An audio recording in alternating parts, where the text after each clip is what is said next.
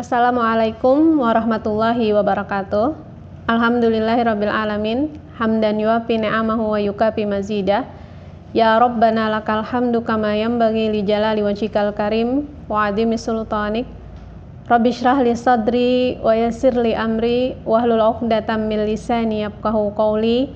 Allahumma shalli ala sayidina Muhammad wa ala alihi wa sahbihi ajmain, amma ba'du. Muslimah, pemirsa TPRI Kalimantan Selatan, kita berjumpa lagi dengan kajian Fikih Mar'ah yang pada kesempatan ini kita akan membahas tentang ihtikar atau penimbunan barang. Dalam fikih Islam, ihtikar adalah membeli barang melebihi kebutuhan dengan tujuan menimbunnya, menguasai pasar dan dijual kembali dengan harga yang tinggi sekehendak hatinya pada saat orang lain atau masyarakat banyak membutuhkannya.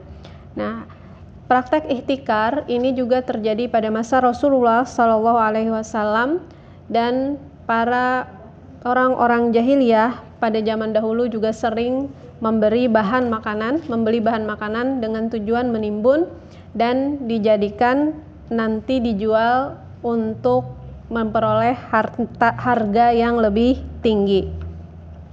Hukum ihtikar dalam fikih Islam apabila bertujuan untuk memberikan kesusahan kepada orang lain karena menjadi langka dan susah untuk dibeli, maka hukumnya adalah haram. Seperti halnya hadis Rasulullah SAW, la yahtakiru illa khotiun.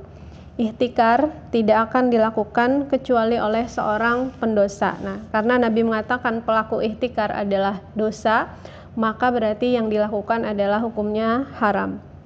Namun, apabila kenaikan harga atau kelangkaan barang tersebut bukan disebabkan karena ditimbun, tetapi mungkin karena musibah atau musim paceklik, maka hal tersebut tidak dianggap ihtikar.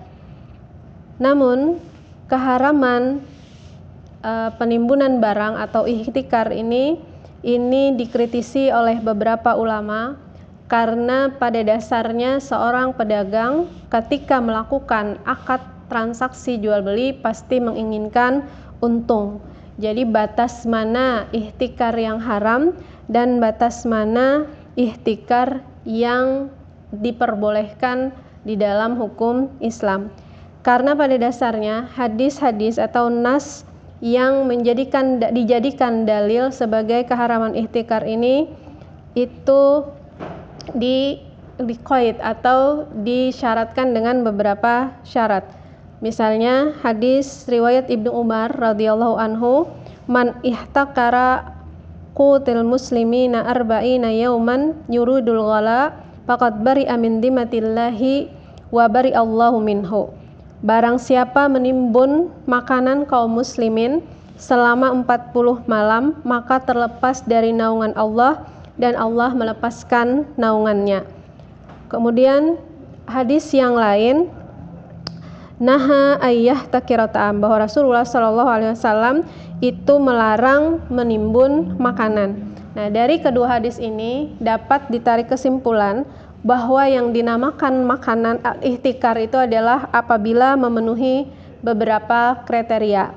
Yang pertama, sesuatu yang ditimbun itu asalnya adalah dibeli. Jadi bukan dia yang memproduksi tapi membeli. Kemudian menimbun itu dengan niat untuk dijual kembali ketika harganya melambung tinggi.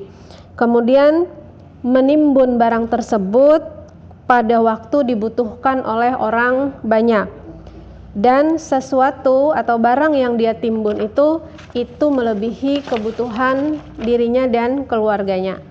Kemudian yang ditimbun itu adalah berupa makanan dan yang menimbunnya pada waktu tertentu. Nah, menurut beberapa madhab fikih seperti para ulama Syafi'iyah mengatakan bahwasanya ihtikar ini tidak semuanya haram karena ilat atau alasan dasar yang mengatakan hukum haram itu adalah apabila mempersulit orang-orang muslim untuk mendapatkan barang tersebut.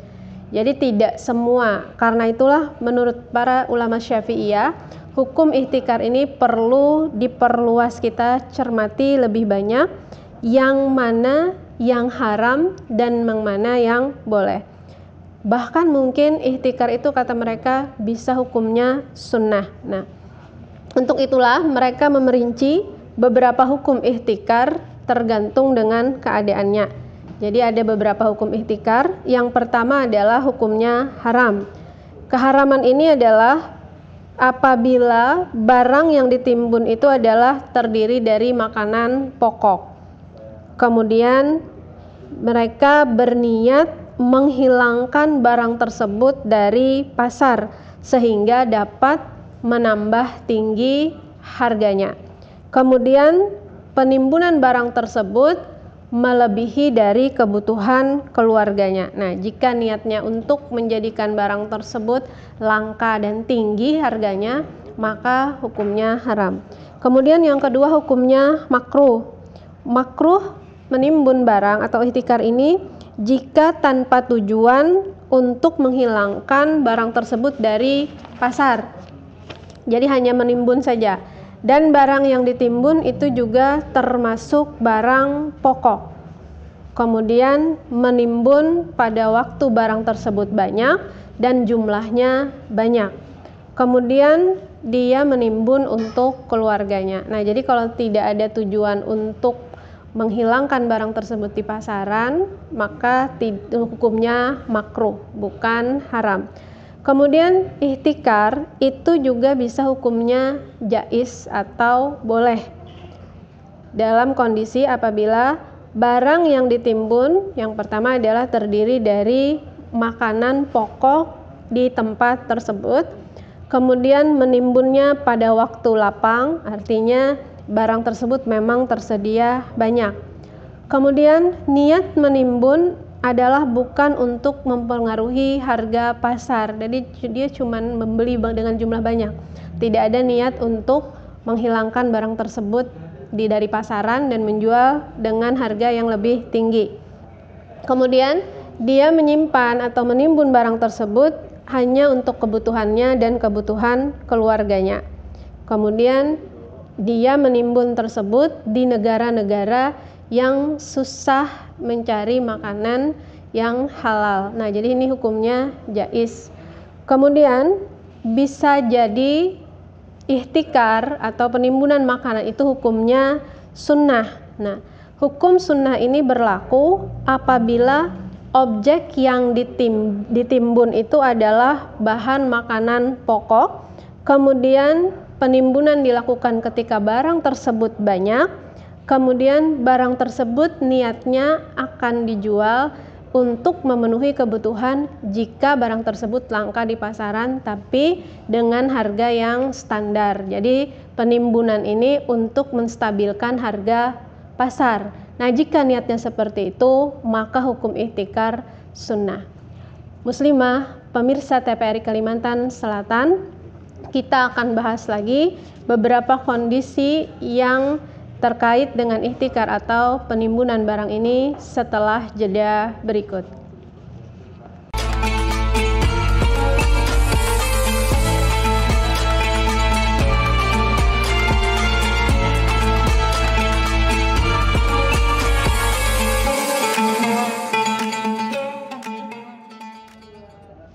Muslimah, pemirsa TPRI Kalimantan Selatan, kita tidak tahu apa yang akan terjadi pada kehidupan kita. Mungkin sekarang kita dalam keadaan normal, semua kebutuhan kita terpenuhi dengan baik, namun kita tidak tahu apa yang akan terjadi besok, minggu depan, bulan depan, atau mungkin tahun depan.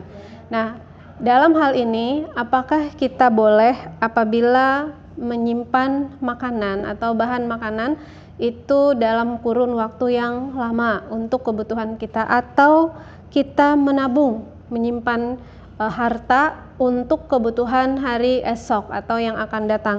Apakah hal tersebut juga termasuk ihtikar? Dalam hal ini, dalam pembahasan fikih, kita diperbolehkan menyimpan Kemudian jika jumlah yang disimpan itu kurang dari 1 nisab zakat, yaitu kurang lebih 20 dinar atau 85 gram emas, maka seluruh ulama sepakat bahwa penyimpanan atau penimbunan barang tersebut hukumnya boleh, karena harta yang kita simpan itu sedikit jumlahnya karena tidak mencapai nisab zakat. Kemudian kalau yang disimpan itu sudah melebihi nisab zakat, nah maka wajib kita keluarkan zakatnya, karena menyimpan baik tadi makanan pokok atau uang atau harta yang lain di dalam jumlah yang banyak itu terkait dengan kewajiban zakat. Seperti firman Allah Subhanahu wa taala, ya ayyuhalladzina amanu inna katsiran minal ahbari war ruhbani la ya'kuluna amwalan nasi bil batil wa yasudduna an sabilillah walladzina yaknizuna ad-dhahaba wal fiddata wa la yunfiqunaha fi sabilillah fabashshirhum bi'adzabin alim yauma yuhma 'alaiha fi nari jahannama fatukwa biha jibahuhum wa junubuhum wa juhuruhum hadza ma kanastum li anfusikum fadzuqu ma kuntum taknizun. Dan orang-orang yang menyimpan emas dan perak dan tidak menafkahkannya pada jalan Allah, maka beritahukan kepada mereka bahwa mereka akan mendapatkan siksa yang pedih. Dan pada hari dipanaskan emas perak itu dan dalam neraka jahanam, lalu dibakar dengannya dahi mereka, lambung dan punggung mereka. Lalu dikatakan kepada mereka, inilah harta bendamu yang kamu simpan untuk dirimu sendiri, maka rasakanlah sekarang akibat dari yang kamu simpan tersebut. Namun jika harta tersebut dibayarkan zakatnya, maka para ulama juga mengatakan bahwasanya penyimpanan tersebut boleh dilakukan. Hal ini berdasarkan dengan firman Allah Subhanahu wa taala, qala tazra'una sab'a sinina da'aban fama hasadtum fadaruhu fi sumbulihi illa qalilan mimma ta'kulun. Thumma ya'ti min ba'di dzalika sab'un shidadun ya'kuluna ma qaddamtum lahunna illa qalilan mimma tuhsinun. Thumma ya'ti min ba'di dzalika 'amun fihi yughasun nasu wa fihi ya'sirun. Yusuf berkata, supaya kamu bertanam 7 tahun lamanya sebagaimana biasa, maka apa yang kamu tuai hendaklah kamu biarkan di bulirnya kecuali sedikit untuk kamu makan. Kemudian sesudah itu akan datang 7 tahun yang amat sulit, yang menghabiskan apa yang kamu simpan untuk menghadapinya. Tahun sulit, kecuali sedikit dari bibit gandum yang kamu simpan. Kemudian setelah itu akan datang tahun yang padanya manusia diberi hujan dengan cukup, dan di masa itu mereka memeras anggurnya. Dalam ayat ini Sayyidina Yusuf, Nabi Allah Yusuf alaihi salam mengajarkan kepada kaum Bani Israel untuk menyimpan makanan supaya nanti ketika musim paceklik kemarau mereka tetap mendapatkan pasokan makanan. Nah, jadi menimbun untuk keperluan seperti ini hukumnya boleh. Kemudian Rasulullah SAW juga pernah melakukan hal ini. Anna Nabiyya sallallahu alaihi wasallam kana yabi'un nakhla Banin Nadir wa yahbisu li ahlihi quta sanatihim. Nabi sallallahu alaihi wasallam pernah menjual sebidang kebun kurma beliau yang berada di perkebunan Bani Nadir, dan beliau menyisakan kurma untuk kebutuhan 1 tahun untuk diri dan keluarganya. Nah, jadi Rasulullah juga pernah seperti itu. Setelah mereka menjual, kemudian sebagian disimpan untuk keperluan makan selama 1 tahun. Begitu juga diriwayatkan ketika salah seorang sahabat, Sa'ad bin Abi Waqqas, beliau ingin berwasiat lebih dari 1/3 harta ketika beliau nanti meninggal. Nabi mengatakan as-sulus, cukup ditinggalkan atau diwasiatkan itu 1/3. Was-sulusu katsir. Li'innaka antadarra warasataka agniya khairun min antadaruhum alatan yatakaffafunan nas. berwasiatlah sepertiga, dan sepertiga sudah cukup banyak. Sesungguhnya jika engkau meninggalkan ahli warismu dalam keadaan kaya, lebih baik daripada engkau tinggalkan mereka dalam keadaan miskin. Mereka menadahkan tangan kepada manusia.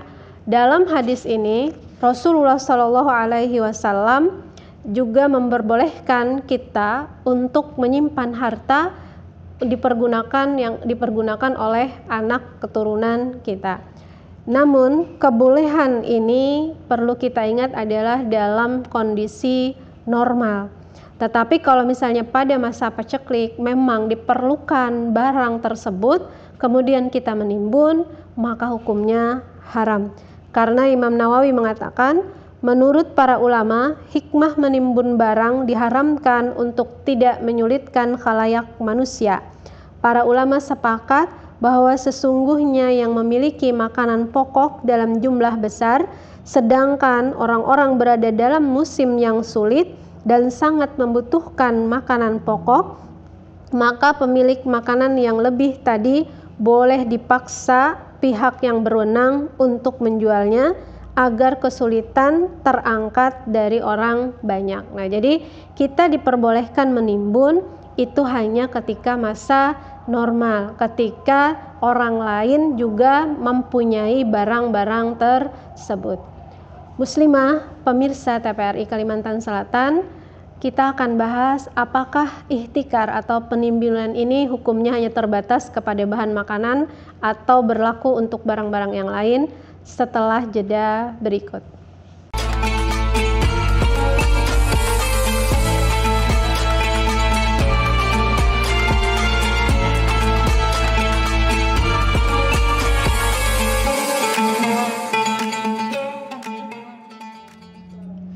Muslimah, pemirsa TPRI Kalimantan Selatan, para ulama berbeda pendapat apakah ihtikar atau penimbunan barang ini hanya berlaku untuk makanan pokok atau juga berlaku untuk barang-barang yang lain, misalnya obat-obatan atau alat-alat keperluan yang lain.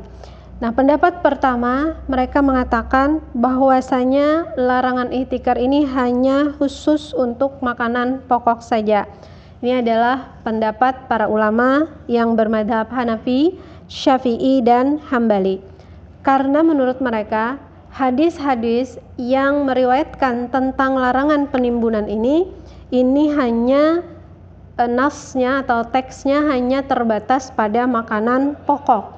Seperti hadis yang diriwayatkan oleh Sayyidina Umar bin Khattab, man ihtakara alal muslimina ta'amahum daraballahu bil judami wal iflas.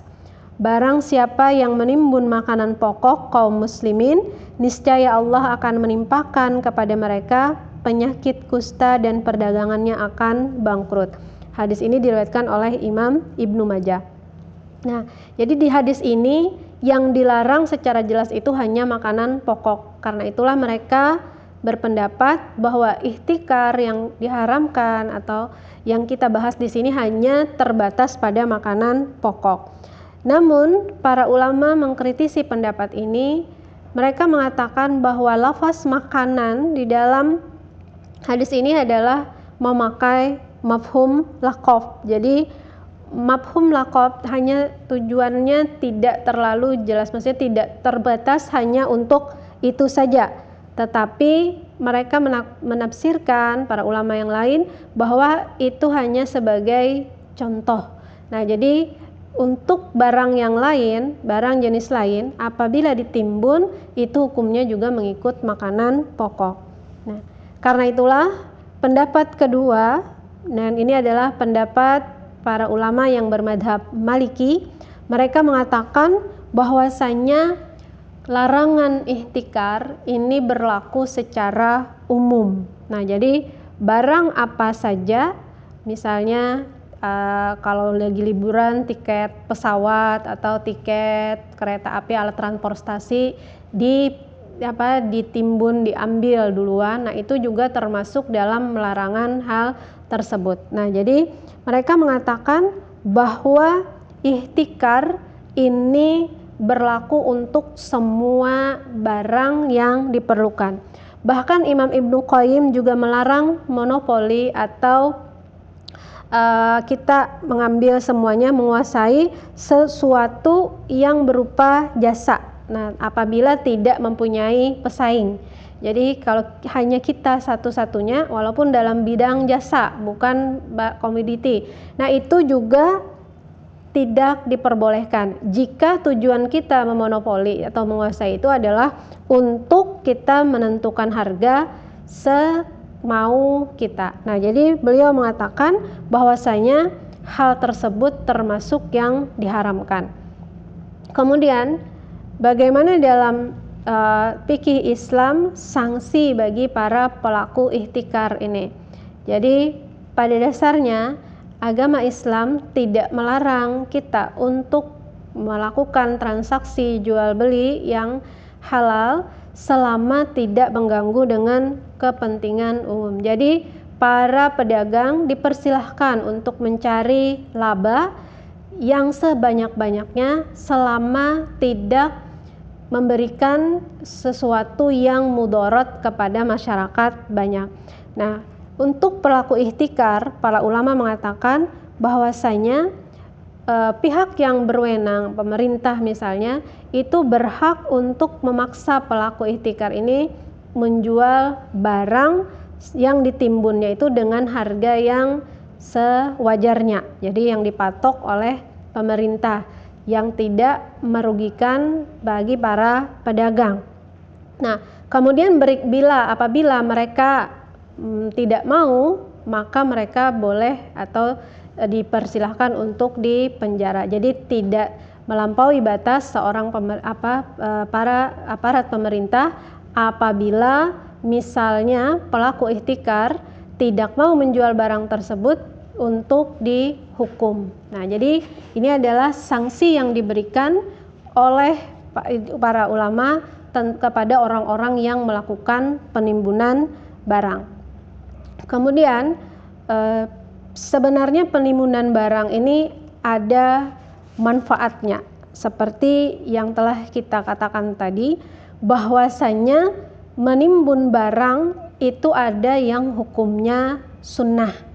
Nah, jadi kapan yang hukumnya sunnah? Ini adalah apabila misalnya barang tersebut lagi banyak, lagi surplus. Nah, jadi ketika barang tersebut banyak, maka harganya otomatis menjadi murah. Tetapi barang ini tidak ada sepanjang tahun. Jadi musimnya hanya berlaku pada masa-masa tertentu. Sementara kita memerlukan barang ini sepanjang tahun.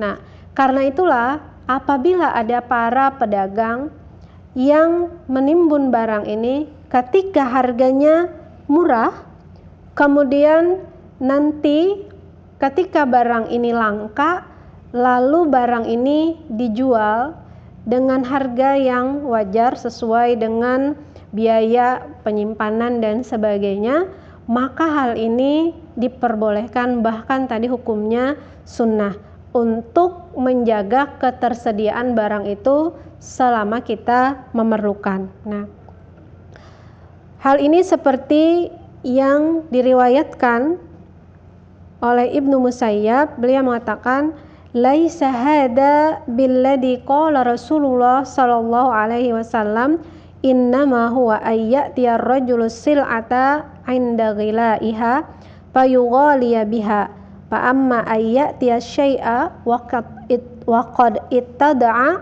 fayashtariyahu wa yad'ahu fa idza ihtajan nasu ilaihi akhrajahu fadzalika khairun. Nah, ini bukanlah ihtikar yang dilarang. Yang dimaksud Nabi dengan ihtikar adalah memberi barang pada saat harga tinggi, dan aksi ini tentu akan menambah harga menjadi lebih tinggi lagi. Jadi yang dilarang itu jika harganya memang tinggi kemudian disimpan. Adapun membeli barang pada saat harga murah lalu disimpan hingga harganya naik dan dia jual pada saat masyarakat ramai membutuhkannya, maka perbuatan ini adalah suatu kebajikan. Nah, jadi kalau tujuan menyimpannya untuk menjaga ketersediaan barang ini, maka hukumnya dibolehkan dalam fikih Islam, bahkan dianjurkan, disunnahkan supaya barang tersebut tetap ada dan tidak menjadi langka. Muslimah, pemirsa TPRI Kalimantan Selatan, ini pembahasan kita mengenai ihtikar dan hukum-hukumnya serta objek yang diperbolehkan untuk ditimbun, baik itu barang makanan atau harta yang lain. Semoga yang kita bahas pada hari ini bermanfaat dalam kehidupan kita sehari-hari. Kita sama-sama tutup dengan berdoa. Subhanakallahumma wa bihamdik, asyhadu an la ilaha illa anta, astaghfiruka wa atubu ilaik. Assalamualaikum warahmatullahi wabarakatuh.